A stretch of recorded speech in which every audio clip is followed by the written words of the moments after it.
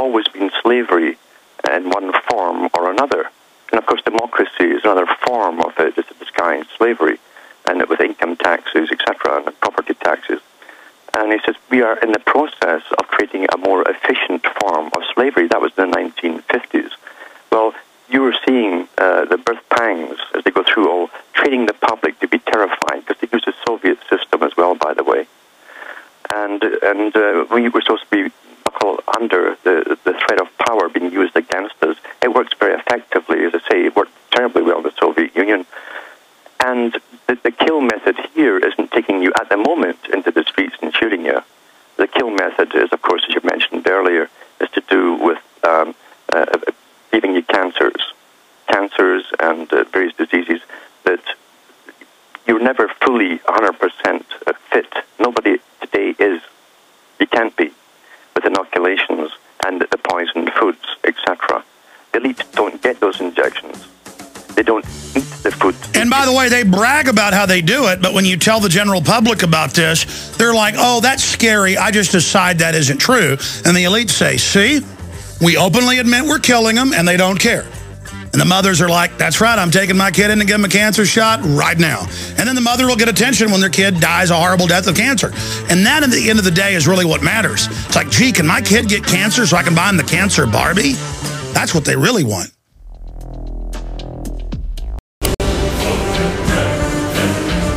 Alan Watt is our guest. We'll open the phones up for those that are holding. You can talk about any issue.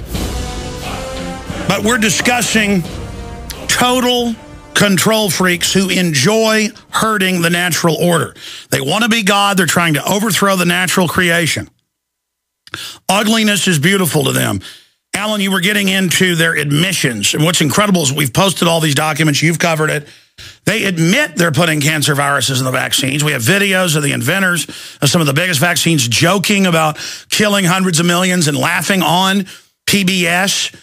And you talk to trendies and they go, well, there are too many people. And I'm like, listen, you maggot, you're being injected too. The GMO's for you. And they're like, whatever. It's like they think if they decide they've joined it, it's like they're on the team, even though they're being destroyed by it.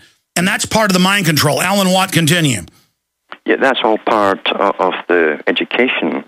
In fact, to get at school in social sciences, there's many names for it, but it's really a new indoctrination into the value of life. What is the value of life? Are we more important than those guys over in Sub-Sahara or wherever? And they've already indoctrinated a whole bunch into that death is good.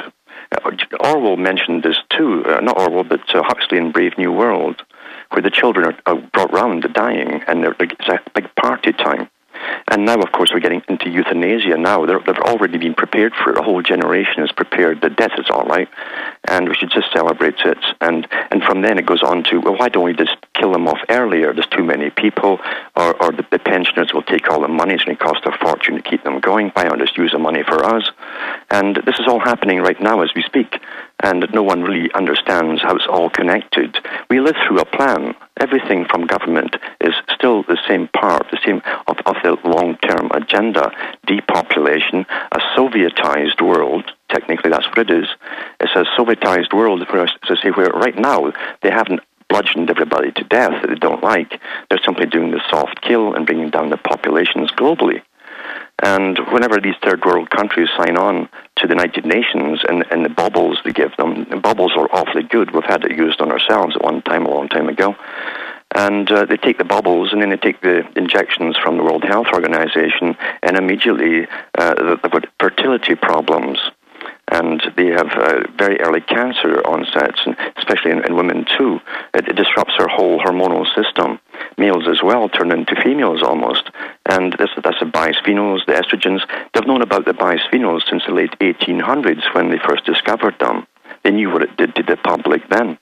And they waited till the 1950s to put it into the plastic bottles, plastic pipes, everything's plastic, and only you're getting a good daily dose of it wherever you happen to be. So you're under full-scale attack, And you've got to understand, this is not a happenstance thing from one president or prime minister to the other. That there's not a difference between any president or prime minister. They've all belonged to the same organization worldwide since the late 1800s. And that's what Carl Quigley talked about in his book, Tragedy and Hope. So it's hard for most folk to think that that can continue, but it does. You've got to understand how long the Soviet system lasted. Look, it took 100 years to plan the takeover by the Bolsheviks, 100 years before even the first revolution in Russia. These guys are long-term planners because the world is their goal, and they work intergenerationally. They employ and train intergenerationally. And now, of course, with the school systems being pretty well universal, same curriculum, they're all indoctrinated from school. The education has plummeted since the 50s. Definitely the 60s. It really went on a rampage then. And the children are simply indoctrinated into socialism and groupthink. And especially in the U.S., individuality is pretty well eradicated. It's a nasty thing to be an individual. And the United Nations itself has said their main enemy to their whole agenda is individualism. It must be destroyed. So we are living through a plan. We've got taxes that are crippling the public. Never mind all the taxes on food.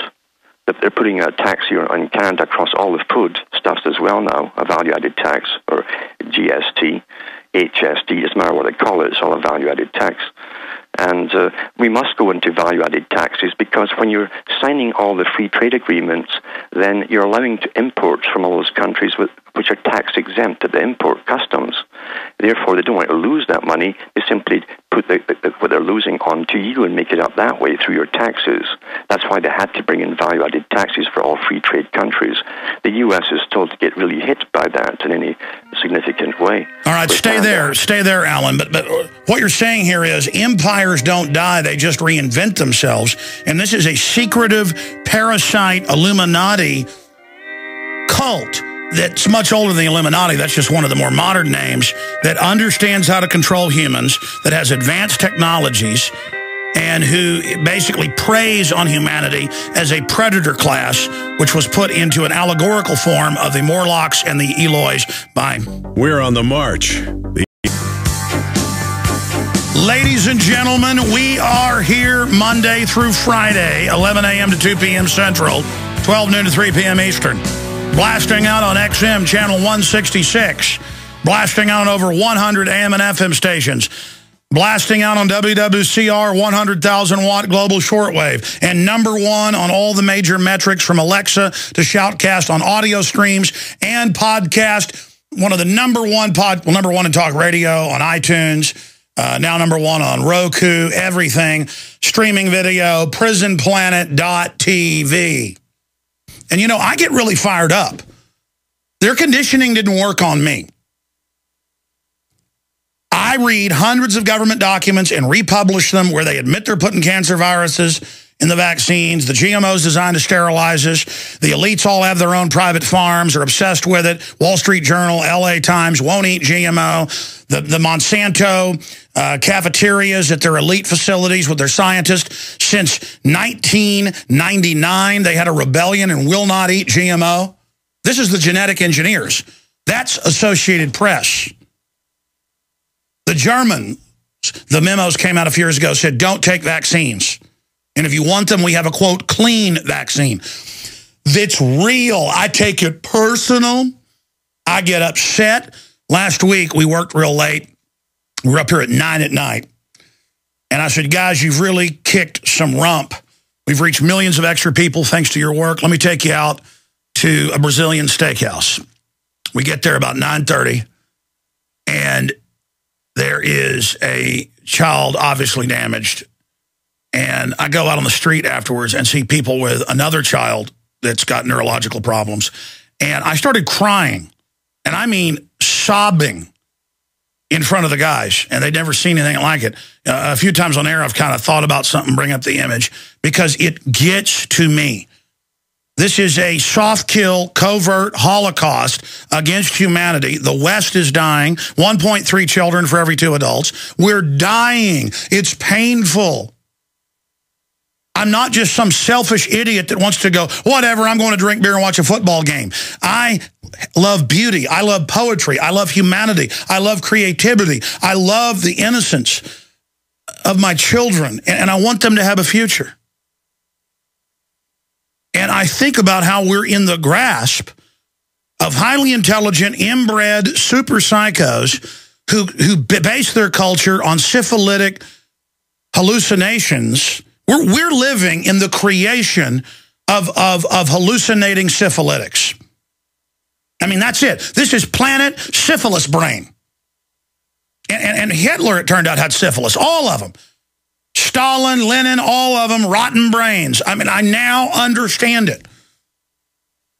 We are living in the wonderland of syphilitic crazy people.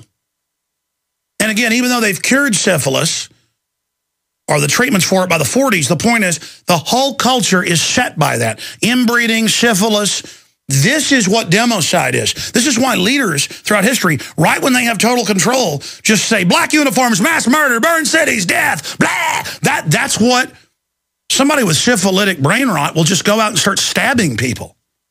Well, you give people, because again, the elites are having sex with 20, 30 women, men a day. Nero, every time I say this, people don't believe it. You can look it up in the history. Nero, they would have these big day-long parties on holidays that they had basically every week. And his favorite thing to do with all the Roman elite in his palace is he would dress up like a werewolf, they'd chain up a child, and he'd run up. You got to read deeper into the histories because the mainline ones don't like to put this in there, but he'd rape a child in public and then bite their throats out, ripping their arteries out, spraying blood all over him, dressed up in a wolf's outfit. What, Caligula after him married his horse. You don't get the full story on that. He was married to it. He made it the consulate, the head of Rome, the head of the Roman Senate. He would have the high priest. You read tea leaves, or they throw bones on the ground, or they'd cut a bull open and read their liver. Well, he would have the high priest, and that was one of the last straws for him, read its excrement. They'd all announce themselves God, and that's what Ray Kurzweil and all of them are doing. Oh, we're God, we're merging with the computers, release the GMO, whatever happens is natural because we did it and it's a mutation. They're going to destroy the planet. Okay? They're crazy. If Nero wants to marry his horse and rip children's throats out 2,000 years ago or whatever, or 1,800 years ago or whatever, that's bad enough. They got nuclear weapons. They've got antimatter weapons. They've got biological weapons. And they're going to kill everybody, including they're building giant underground bases, huge redoubts, seed vaults, total insanity. And everybody that works for these people better start sabotaging them however you can to resist them. And I don't mean physically. I mean, you just better start resisting however you can, or there's no future. Alan Watt, can you feel the sense of immediacy? You've got the floor. What do you say about what I just broke down? What's the latest on Alan Watt, cuttingthroughthematrix.com's radar screen? Well, they're definitely ready for a big cull. I mean a physical cull as well. You look at the nonsense with the Olympic Games in London. You've got a warship in the Thames. You've got guided missile systems. They're now putting snipers and helicopters to go over the crowds, army snipers. This is supposed to be a peacetime country, and everyone is literally living inside a prison camp. This is the sort of thing you expect in a prison camp. I'm a real, futuristic prison camp. This is not life for the general public, but they're training. They're using these big games, etc., to get us all trained either through attending the things yourselves or watching on television. That this is the new system. Be very afraid of the new system because they've got a lot of really nasty stuff to implement socially still yet. And they're training the people step by step through fear. And to be honest with you, I don't see any peaceable way out of this because, remember, Quigley said that these guys have been running all the countries in the West since the late 1800s with this particular agenda. I cannot see them giving up because we ask them nicely. I can't see them giving up if you even try to run your own guys in there into the offices of the presidency. I can't see it happening. It's never happened in 100 years. It's always their boy gets in. And so you're living through an agenda, as I say. But at the top of the tree, above even the syphilitics, you have another